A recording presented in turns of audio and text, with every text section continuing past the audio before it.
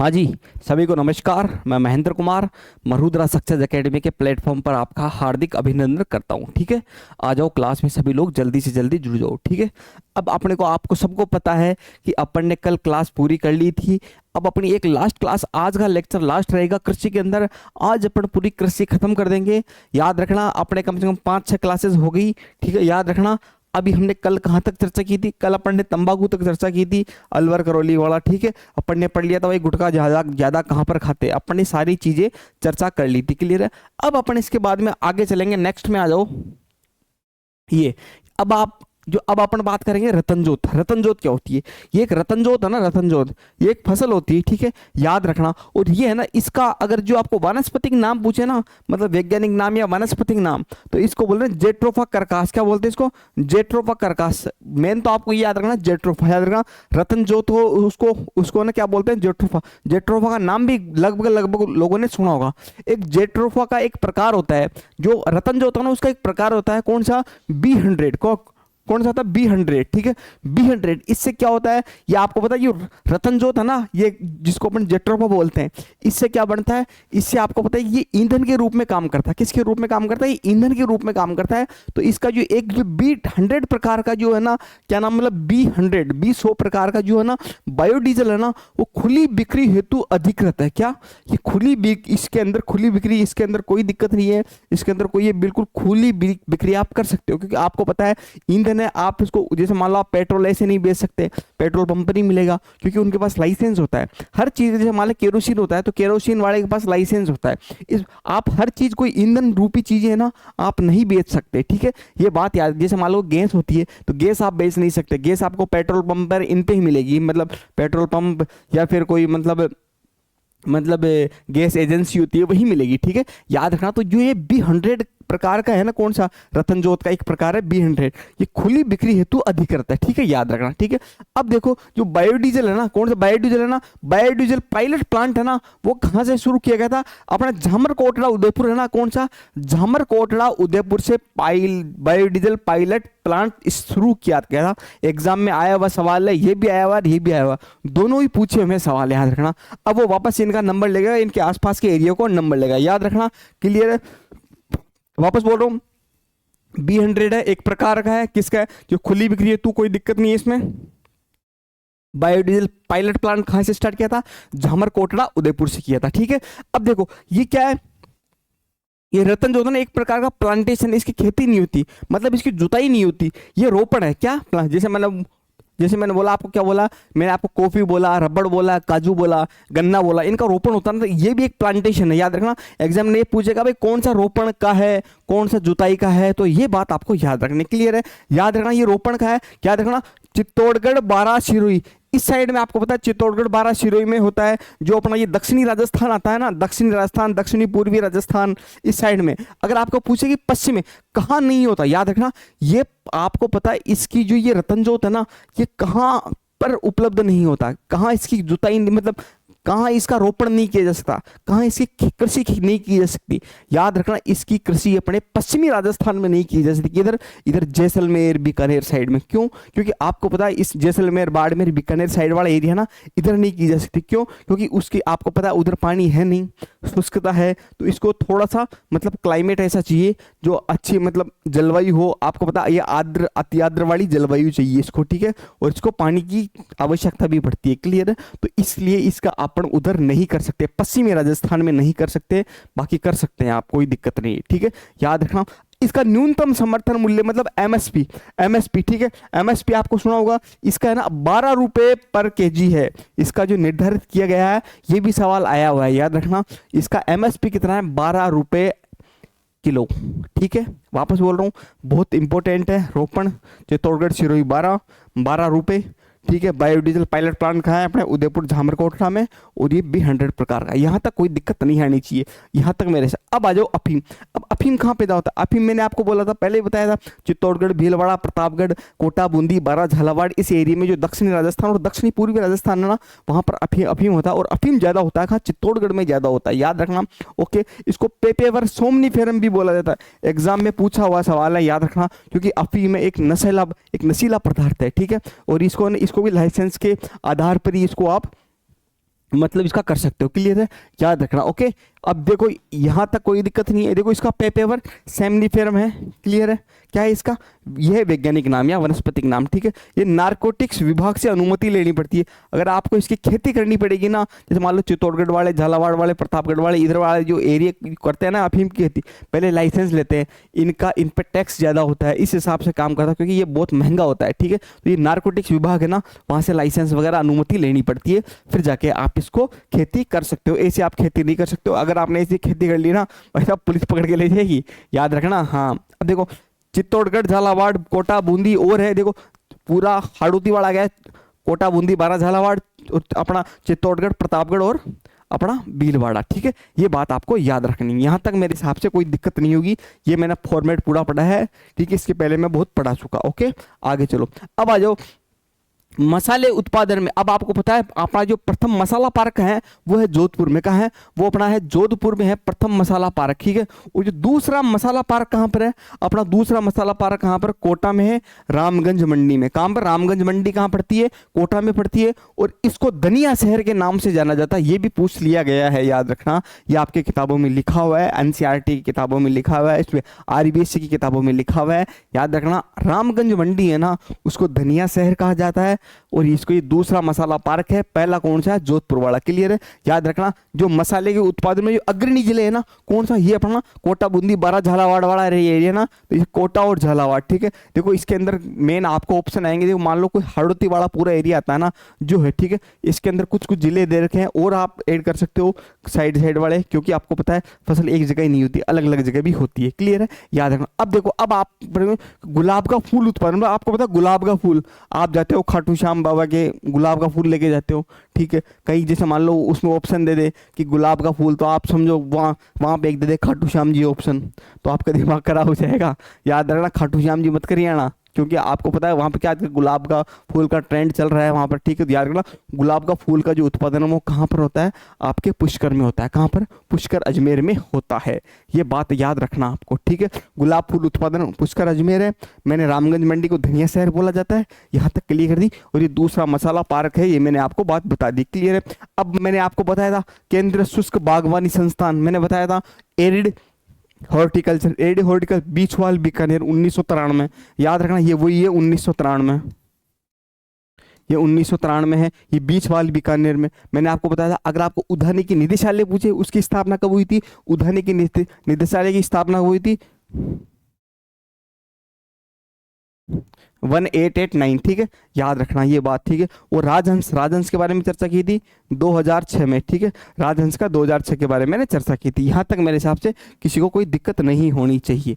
अब आ जाओ राजस्थान में कृषि अनुपात उत्पाद, ये और चर्चा कर लेते हैं। ये हरिमोहन सक्सेना में दे रखे थे, जो इंपॉर्टेंट थे वो मैं निकाल लाया वहां से, क्योंकि आपको पता है एग्जामिनर यहाँ तक तो पहुंच गया, अब वो ये पूछेगा, क्योंकि अब उसको ये मैटर दिख गया, क्योंकि वो यहाँ तक पहुंच गया। अब मेरी नजर एग्जामिनर से पहले पहुंच गई, मगर एग्जामिनर जहां पहुंचता है ना उससे पहले आप पढ़ो, आप पहुंच जाओ, बस आप जीत जाओगे, याद रखना। अब देखो वो बोलेगा कि सहतूत का उत्पादन कहाँ होता है, तो जयपुर और बांसवाड़ा में होता है। कहाँ होता है, जयपुर और बांसवाड़ा में सहतूत होता है। अगर खरबूजा पूछे ना तो खोटा और टोंक और पाली, क्या टोंक और पाली में क्या होता है, खरबूजे का उत्पादन। याद रखना, खरबूजा कहाँ होता है, टोंक पाली में, और जयपुर बांसवाड़ा में क्या होता है, सहतूत। अगर आपको आम पूछे ना, आम, तो जयपुर चित्तौड़गढ़ कर देना, आम का कर दोगे जयपुर चित्तौड़गढ़। ये देखो आम का जयपुर चित्तौड़गढ़। क्लियर है यहां तक। अगर आपको नींबू पूछे, नींबू, नींबू तो धौलपुर, करौली, भरतपुर। कौन सा, अपना पूर्वी राजस्थान वाला धौलपुर, करौली और भरतपुर वाला एरिया है ना, वो कौन सा आएगा, नींबू का आ जाएगा। क्लियर है। अब अनार, अनार, अनार का पूछे, अनार का मैंने आपको बताया था उत्कृष्टता केंद्र कहाँ पे, ढिंडोल बस्सी में। क्या, ढिंडोल बस्सी में बताया था, जयपुर में। अगर आपको पूछे अनार पैदा उत्पादन कहाँ होता है सबसे ज्यादा, अनार आपको पता है अपना बाड़मेर जालोर वाला एरिया ना, वहां होता है। और वो क्यों होता है, क्योंकि आपको पता है वहां पर कौन सी थी, बूंद बूंद सिंचाई परियोजना। ठीक है, वो किससे, जो नर्मदा नहर परियोजना है ना, उससे अपने को आपको पता है, ये आपने पढ़ा हुआ है, जो वहां पे नर्मदा नहर परियोजना आती है उससे अनार की खेती बहुत अच्छी। ठीक है, और ये अनार को मृग बहार कहा जाता है। क्या कहा जाता है, मैंने कल भी बताया इसको मृग बहार कहा जाता है, मृग बहार। ठीक है, अब बोलोगे, एक बच्चे ने पूछा भी था कि सर इसको मृग बहार क्यों कहा जाता है। ठीक है,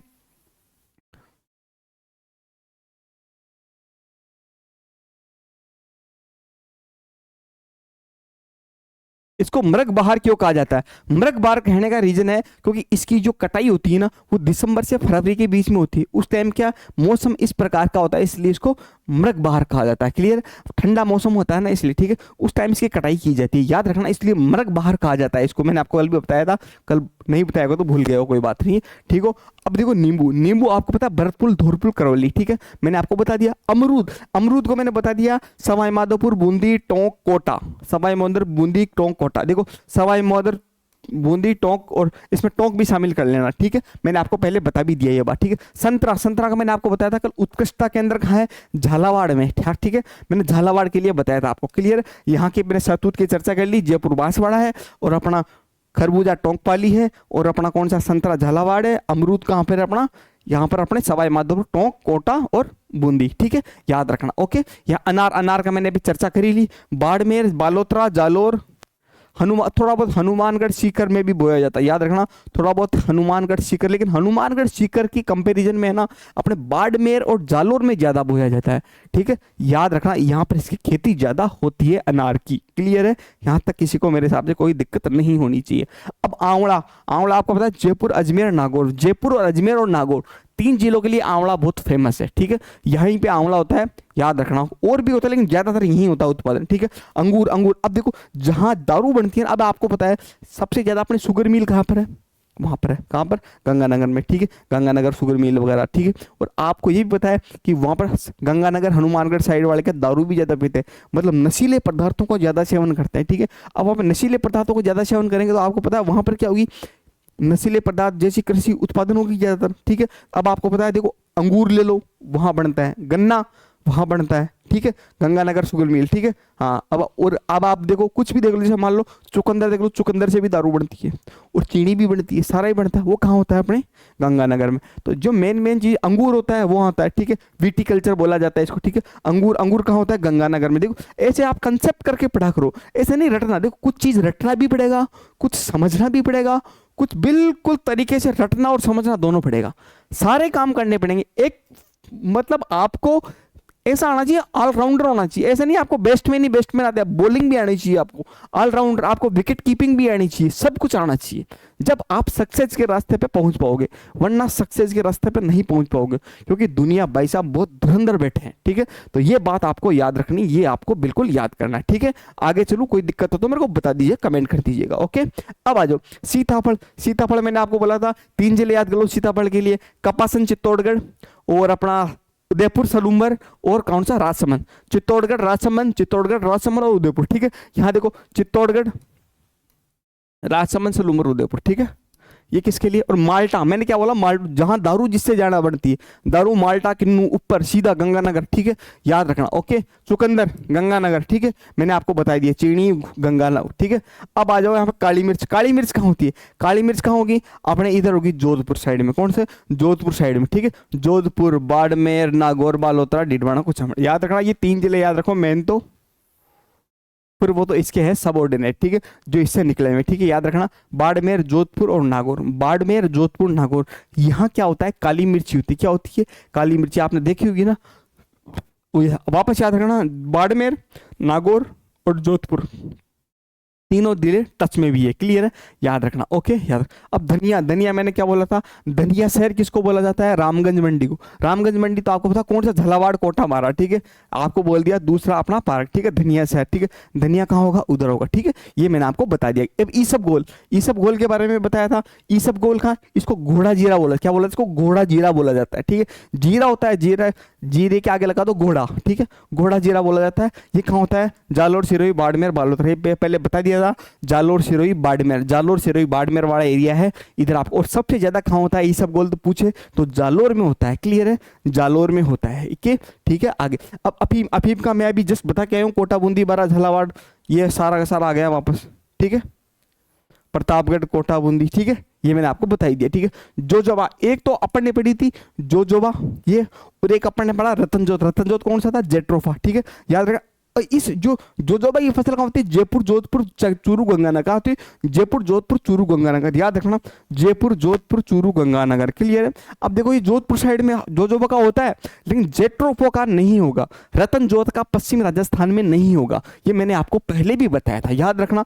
वापस जेट्रोफा अलग है, जोजोबा अलग है, जेट्रोफा को रतनजोत बोलते हैं, और जेट्रोफा क्या है अपना, इसका वानस्पतिक नाम है किसका, रतनजोत का। क्लियर है, ये चीजें आपको याद रखनी है। ओके चलें, अब आ जाओ भूमि सुधार कार्यक्रम के अंदर। मैंने आपको पहले भी बताया हुआ था, जो राजस्थान काश्तकारी अधिनियम है 1955 में लागू किया गया था, और इसका 1960 के अंदर इसका संशोधन किया गया था। ये पहले मैं चर्चा कर चुका इन पे, ठीक है, याद रखना। एक आता है राष्ट्रीय दलहन विकास परियोजना। क्या होता है राष्ट्रीय दलहन विकास परियोजना? आपको पता है 85 से लेकर 90 तक अपनी कौन सी थी, 7वीं पंचवर्षीय योजना थी। कौन सी थी ये 7वीं पंचवर्षीय योजना थी? कौन सी थी, कहां से थी?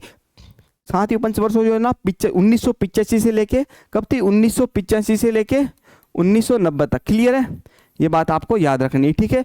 अब देखो आपको पता है इसका जो हुआ था ना, ये दलहन विकास परियोजना, ये कब चली थी, 1985 से लेकर 1986। क्लियर है, ये आपको मैंने बात बता रहा हूं, ठीक है। इसके अंदर अनुपात कितना था शुरू में, 75-25 था। क्लियर है, जब ये लागू हुई थी ना तब इसमें 75-25 अनुपात था, ठीक है।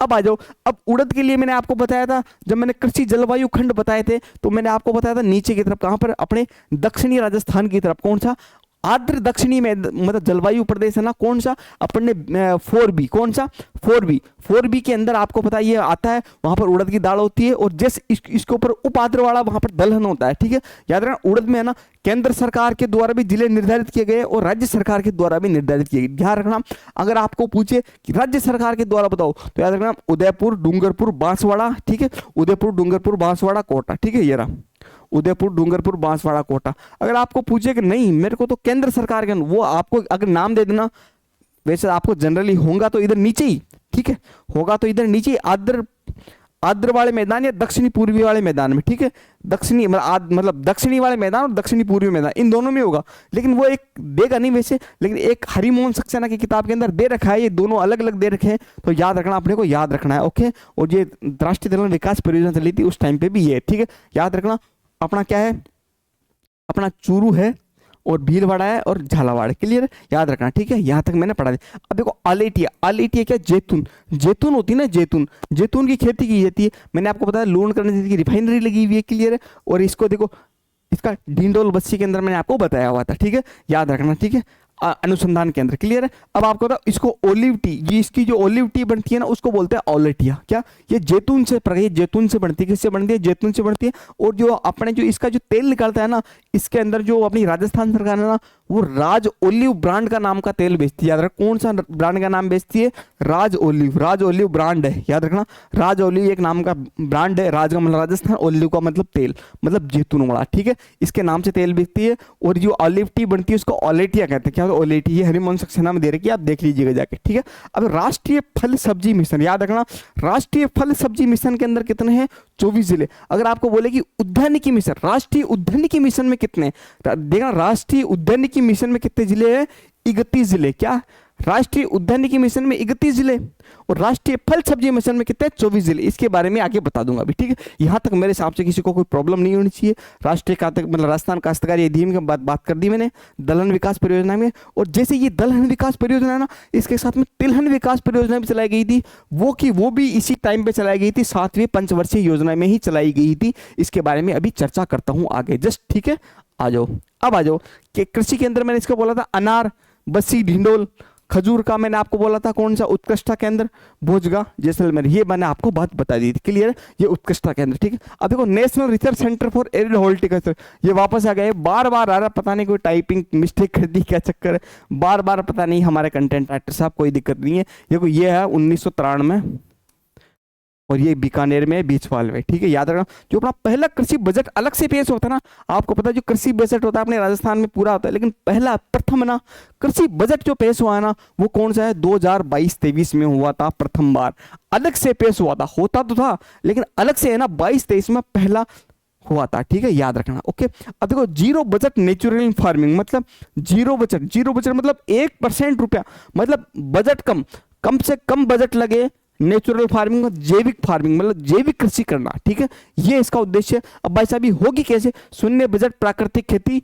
या मतलब जैविक खेती, एक ही बात है। क्लियर है, अब ये होगी कैसे, इसके 4 स्तंभ थे, इसके ना कितने स्तंभ थे, 4 स्तंभ थे। 4 स्तंभ कैसे थे, अब भाई साहब आपने तो बोल दिया होगी कैसे, अब एक एक शब्द को समझो। बीजामृत, बीजामृत आपको पता है बीज की क्वालिटी अच्छी होनी चाहिए। बीज का ऐसा लाओ जिसमें कीड़े नहीं लगे, जिसमें रोगाणु नहीं लगे। आपको पता है बीज जैसे जाएगा, मान लो आप भूमि के अंदर कोई जीवाणु वगैरह इससे कोई हो जाए मान लो, फिर तो इस बीज का एक बीज पे विशेष ध्यान देकर बीज अच्छा होना चाहिए, ठीक है। तो इसलिए बीजामृत, बीज से क्या होता है, बीज बहुत इंपॉर्टेंट काम करता है, ठीक है, ये आपको पता है। अब जीवामृत क्या होता है, जीवामृत क्या होता है कि जीवाश्म, जीवाश्म मतलब आपको पता है कौन सा, ह्यूमस, ह्यूमस के बारे में बात कर रहा हूँ। ह्यूमस कहाँ से लाओगे, इसके अंदर खाद यूज में लो अपने, मतलब जो ये मतलब मैंने आपको बताया था अजोला वगैरह जो ये होता है, मतलब ये पशु पक्षियों का गोबर, खाद, केचुआ, ये इंपॉर्टेंट होता है। तो मेन तो जीवाश्म, जीवाश्म को पैदा करना, जमीन के अंदर जमीन की उर्वरक शक्ति बढ़ाना, ठीक है। जीवा मतलब जीवाश्म, बीजा मतलब बीज अच्छा क्वालिटी का होना चाहिए। आच्छादन, आच्छादन मतलब हो गया कि आपको अब इसको ढकना है, इसको इसको एक इसको एक ऐसा परिवेश बना दो कि इसका प्राकृतिक रूप से इसके कोई रोग नहीं लगे। इसको मतलब आच्छादन मतलब इसका परिवेश, आच्छादन मतलब ढकना, इसको एक इस प्रकार से ढक दो, इस प्रकार का कर दो इसको, ठीक है, याद रखना। ओके, ये आच्छादन हो गया, ठीक है। वपासा, वपासा यही होता है, ठीक है, याद रखना। वपासा मतलब जैसे मान लो कि इसके अंदर आप इसको पर्टिकुलर ध्यान दे जाओ, कोई दिक्कत नहीं, याद रखना। इसके चारों हैं, वपासा, आच्छादन, जीवामृत और बीजामृत, ये चारों हैं। एक बार एग्जाम में सवाल भी आया था कि सर क्या होता है, इसने एक दे दिया बीजामृत, एक जीवामृत और एक आच्छादन, एक दे दिया शुरुआत, शुरुआत तो इसे डाल दिया, याद रखना। वपासा, वपासा भी होता है, याद रखना। मैं आपको बता दूंगा आगे क्योंकि इसका थोड़ा सा है इसमें कंक्लूजन, ठीक है। यहाँ आपको यहाँ सब समझ में नहीं आएगा, मैं अगली क्लास देख कौन सी वो लेके आऊँगा ना, कौन सी खनिज वाली, उसके अंदर आपको बता दूंगा इसका, क्योंकि यहाँ पे आपको समझाऊंगा ना अभी आपको टाइम लग जाएगा, इसलिए ठीक है, याद रखना। मैंने इसको शॉर्टकट में बता दिया है, बीजामृत, जीवामृत, आच्छादन और वपासा, क्लियर है। यहाँ तक। अभी कुछ चेपा बीमारी, चेपा बीमारी आपको पता है कौन सी, रबी की फसल में लगती है चेपा बीमारी, क्लियर है। यहाँ तक। अब देखो श्री अन्न फसलें, श्री अन्न की मैंने आपको पता मोटा अनाज मिलेट्स, इसकी फसलें बताई थी मैंने, ज्वार, रागी, चीना, कुड़की, ठीक है, ये सारी बताई थी। सावा, कंगनी, कोदो, कोंदो, कुटकी, चीना, कंगनी, सावा, रागी, ज्वार, बाजरा, ये सारी की सारी मैंने फसलें बनाई थी, 8 की 8, याद रख लेना वापस। बाजरा हो गया, ज्वार हो गया, रागी हो गया, अपना सावा हो गया, कंगनी हो गया, कोदो हो गया और कुटकी हो गया, चीना हो गया, ठीक है, ये बात आपको याद रखनी है। ओके, हाँ। अब देखो रोपण कृषि या बागानी कृषि, मैंने आपको बोला था बारानी क्या होती है, वो बारिश वाली वर्षा होती है, ठीक है। बागानी और बागवानी आपको पता है फूल फल सब्जी वाला, क्लियर है, याद रखना। वही है कौन सा, चाय, रबड़, कहवा, गन्ना, काजू, ठीक है, ये डाल दिया हुआ, कोई दिक्कत नहीं। ऑर्गेनिक फार्मिंग शब्द किसने दिया था, याद रखना, ये वॉल्टर जेम्स था ना, लॉर्ड नॉर्थबोर्न, याद रखना, वॉल्टर जेम्स लॉर्ड नॉर्थबोर्न, आप तो याद रखना, ज्यादा मतलब ये नॉर्थबोर्न याद कर लो, क्या ये नॉर्थबोर्न ज्यादा याद कर लो। ऑर्गेनिक कृषि नॉर्थबोर्न, नॉर्थबोर्न, ठीक है, इतना ज्यादा याद रख लो, बाकी आपको ज्यादा डिटेल में जाने की जरूरत नहीं, ठीक है। राजस्थान का खाद्यान्न का कटोरा आपको पता है गंगानगर, गेहूं जो वहां पर होता है ज्यादा, ठीक है, सरसों भी वहीं होती है, क्लियर। तो गेहूं जो सरसों वाला, ठीक है, यहाँ तक खाद्यान्न का कटोरा किसको बोला जाता है, गंगानगर, ठीक है। हाँ, आपको पता है वहाँ बाजरा भी होता है, क्लियर है। हाँ, कृषि उत्पादन सूचकांक, सर ये क्या होता है, कृषि उत्पादन सूचकांक कि ये बताता है कि अपनी जो कृषि में उत्पादन कितना हुआ, ठीक है। अभी अभी क्या अपन क्या बेस लेते हैं, अभी जैसे मान लो अब अपना आइडिया कैसे लगाएंगे कि भाई साहब कृषि का उत्पादन कैसे हुआ कैसे नहीं हुआ, तो इसका एक आइडिया है, इसका एक आइडिया क्या हुआ, अपन एक कोई भी ईयर एक स्थिर ईयर मान लेते हैं, स्थिर उत्पादन, जैसे मान लो मैंने 2005-6 से लेके 7-8 मान लिया, ठीक है। जैसे मान लो मैंने बोल लिया कि 2005-6 से 7-8 तक है ना, इसका उत्पादन सूचकांक कितना है, 100 मान लिया मैंने, कितना मान लिया, 100 है, ठीक है। अब जैसे 100 है तो अब मैं धीरे धीरे बढ़ूंगा, जब मान लो कि 9, 10, 11, 12, 13, 14, 15, 16, 17, 18, 19, 20, 21, 22, 23, 24, 25 आ गया, 2025। अब 2025 में अगर मैं स्थिर वर्ष 2005-6, 7-8 मान लूँ, 5-6 वाला क्योंकि आपको पता है अपना जो ईयर चलता है वो दो का मिक्स कर, जैसे मान लो 21, 22, 23, 7, 2 मतलब 5-6 और 7-8, ठीक है। 5-6, 7-8 वाला ईयर लेंगे ना, अभी तक लेंगे ना, तो उस टाइम कितना था 100, आज कितना है 215, मतलब कितना बढ़ गया 2.15 गुना, कितना बढ़ गया 2.15 गुना, 2.15 गुना बढ़ गया ना, वही चीज़ है। तो इसका अभी कितना हो गया, 215.15, कितना हो गया 200.15, ये पूछेगा। और मैंने कल इसके बारे में बात की थी, 267.67 और 241 अपने पिछली बार का था। और इसमें वृद्धि कितनी हुई है, 10.67% की वृद्धि हुई है। ये वृद्धि भी आपको याद रखनी है। जैसे पिछली बार कितना था 241, अब कितना है 267। ठीक है, ये अग्रिम है, ये अग्रिम है, ये फिक्स नहीं है। अभी जैसी अभी जो नई इकोनॉमिक सर्वे आएगी उसके अंदर फिक्स हो जाएगा, क्योंकि अभी ये फिक्स हो गया। ठीक है, फिर ये हट जाएगा, फिर ये आया, फिर इसके अगले वाला याद करेंगे अपन। ठीक है, इस टाइप के। तो ध्यान रखना 10.67% की वृद्धि हुई है इसमें कुल खाद्यान्न उत्पादन में। खाद्यान्न उत्पादन में मैंने बोल दिया अनाज और दलहन किया जाता है, तिलहन इसमें ऐड नहीं करना है। क्लियर है, यहां तक मैंने आपको बता दिया है। यहां तक देखो कोई दिक्कत नहीं आएगी मेरे हिसाब से। ओके, अब चलो राजस्थान राज्य बीज निगम लिमिटेड, ये आरएसएस, ये 1978 में इसकी स्थापना हुई थी। कि ये राजस्थान राज्य बीज निगम लिमिटेड है ना, इसकी स्थापना हुई थी 1978 में हुई थी। ठीक है, और ये कहां पर है, ये अपना है जयपुर में। ये कहां पर है, ये अपना जयपुर में है। ठीक है, याद रखना। और इसका जो मतलब ठीक है, हाँ राजस्थान राज्य। ठीक है, ये क्या करता है, बीज पे भाई, बीज अच्छा हो, फसल में वृद्धि करना, वही किसानों की मतलब क्या नाम है, आमदनी बढ़ाना, वही है। ठीक है, क्योंकि बीज का पूरा काम करता है। ठीक है, बीज पे ज़्यादा जोर देता है। क्लियर है, ये मतलब उर्वरक भूमि कैसे बनानी है उस हिसाब से। ठीक है, विकास। अब देख लो कृषि विज्ञान केंद्र, मतलब अपने जो राजस्थान के अंदर है ना कृषि विज्ञान। अब आईसीआर क्या करता है, आईसीआर हर राज्य के अंदर अलग अलग कृषि विज्ञान खोल रखे। अभी तक जो वर्तमान में है ना 631, कितने हैं 631 कृषि विज्ञान केंद्र। कितने 631 विज्ञान केंद्र है, जिसके अंदर जो अपने राजस्थान के अंदर है ना वो 47 है। कितने हैं 47 है। अब आप बोलोगे सर 47 के 47 याद करने पड़ेंगे, नहीं 47 के 47 याद। अब बोलोगे सर ये 47 है कहाँ पर, ये है अपनी जो यूनिवर्सिटी है ना, कौन सी, अपने स्वामी विवेकानंद हुई, अपने उदयपुर वाली मोहनलाल सोकर, ये क्या नाम है, महाराणा प्रताप वाली हुई, अपने ये बोरखेड़ा वाली हुई, कोटा वाली, अपने जोधपुर वाली हुई, इनके अंदर यूनिवर्सिटियों के अंदर है। ठीक है, याद रखना। जैसे मान लिया आपने ये क्या नाम है करणेंद्र वाली हुई, इनके अंदर वो है। ठीक है, काजरी वाजरी, इसके अंदर इनका छोटा मोटा भवन सेट कर दिया। ठीक है, याद रखना। तो अपने राजस्थान में कितने 47 है। जो पहला है ना वो फतेहपुर सीकर है, याद रखना। ये सीकर है ना, सीकर, सीकर है ना, सीकर है। ठीक है यार, फतेहपुर सीकर। ठीक है, सीकर की जगह सीकर कर दिया। ठीक है, याद रखना। ओके, याद है। अब देखो कृषि पारिस्थितिक पर्यटन पर्यटन और अंतर्राष्ट्रीय पुष्प अनुसंधान केंद्र, क्या देखो ये आया हुआ सवाल है। कृषि पारिस्थितिकी पर्यटन, कृषि पारिस्थितिकी पर्यटन एवं, याद रखना वापस बोल, अंतर्राष्ट्रीय पुष्प अनुसंधान, क्या अंतर्राष्ट्रीय पुष्प अनुसंधान और कृषि पारिस्थितिकी पर्यटन, ये कहां पर है, ये सिरोही में। ये कहां पर है, सिरोही में। आया हुआ सवाल है, याद रखना। अगर आपको कृषक कल्याण कोष का गठन कब हुआ था, तो 16 दिसंबर 2019 को हुआ था। किसका हुआ था, 16 दिसंबर 2000। ये क्या होता है, कृषक कल्याण को, कृषक कल्याण मतलब किसानों का जो कल्याण, मतलब किसानों के बारे में है ना एक कोष, कोष मतलब पैसा, पैसे का मतलब एक गठन किया गया था भाई, एक कमेटी इस टाइप के बनाई गई थी कि जो इसमें 16 दिसंबर कब बनाई थी, 2000 अपने 19 को। क्लियर, 16 दिसंबर 2019, ये बात है आपके। ठीक है ना। एग्रीकल्चर प्रोड्यूसिंग, प्रोड्यूस मतलब उत्पादन, मार्केटिंग एक्ट कब बना था, अधिनियम। ठीक है, याद रखना।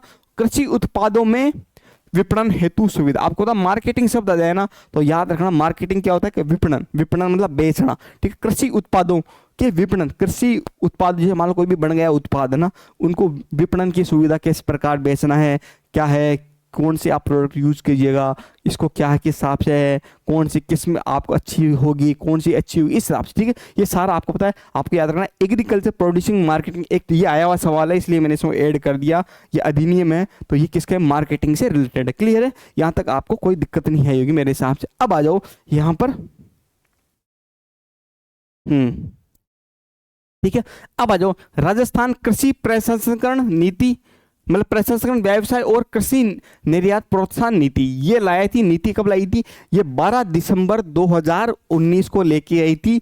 अधिसूचना जारी कब हुई थी, 12 दिसंबर 2019 को। लेकिन ये लागू कब हुई थी, ये लागू हुई थी 17 दिसंबर 2019 को। याद रखना, इसके 5 दिन बाद में अपने राजस्थान में लागू हुई थी। ये राजस्थान है तो राजस्थान की, लेकिन लागू कब हुई थी 12, दोनों सवाल आए हुए हैं, ये भी आया हुआ है, ये भी आया हुआ है। ठीक है।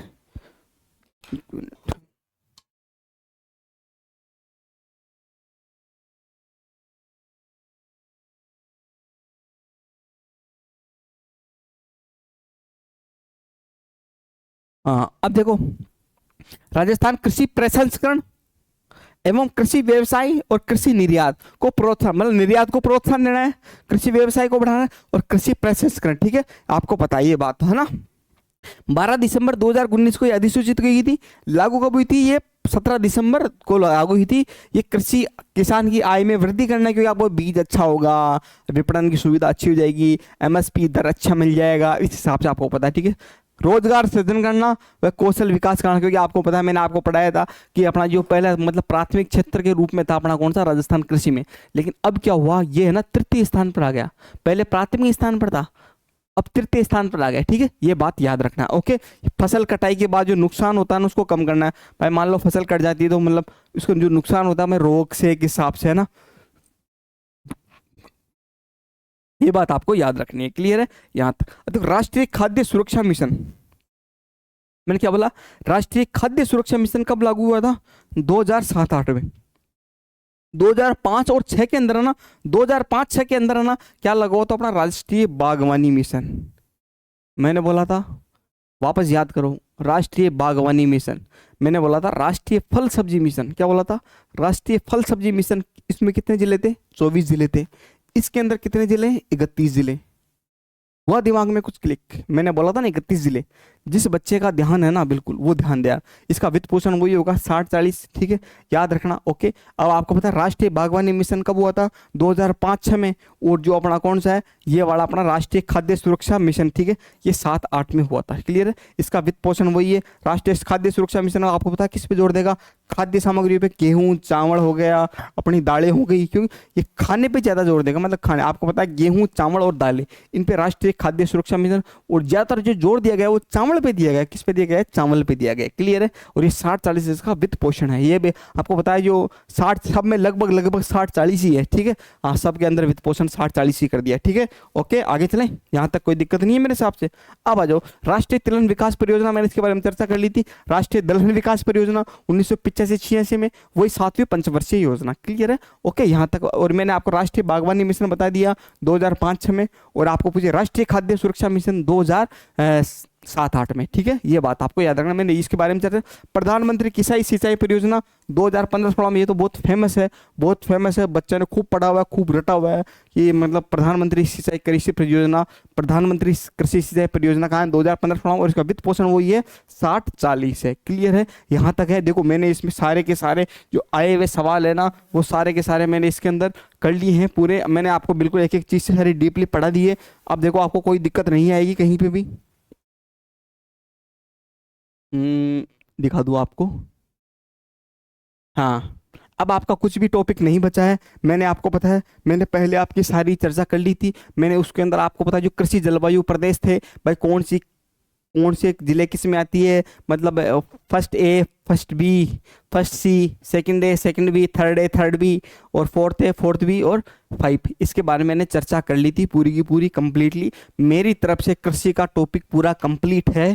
अगर इसके अंदर कुछ भी और कोई योजना वगैरह होगी तो मुझे से ही होगी। अपनी ज्योग्राफी पहले मेरा कोर्स रहेगा कंप्लीट कोर्स करवाना, क्योंकि बच्चे बहुत ज़्यादा वेट कर रहे हैं। जब तक ये पूरा कोर्स कंप्लीट हो जाएगा तो फिर क्या बच्चों को आत्म शांति मिल जाएगी। देखो कोर्स कंप्लीट कराना नहीं है, ऐसा नहीं कि ऊपर ऊपर से पढ़ा दी, हर चीज़ डीपली से। मैंने आपकी आत्मा से पूछना कि मैंने डीप से पढ़ाया या नहीं पढ़ाया, मैंने हर चीज़ अच्छे से पढ़ाई या नहीं पढ़ाई।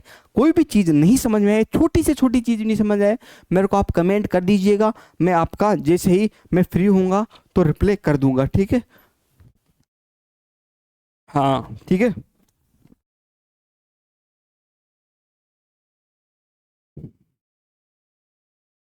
हाँ जी।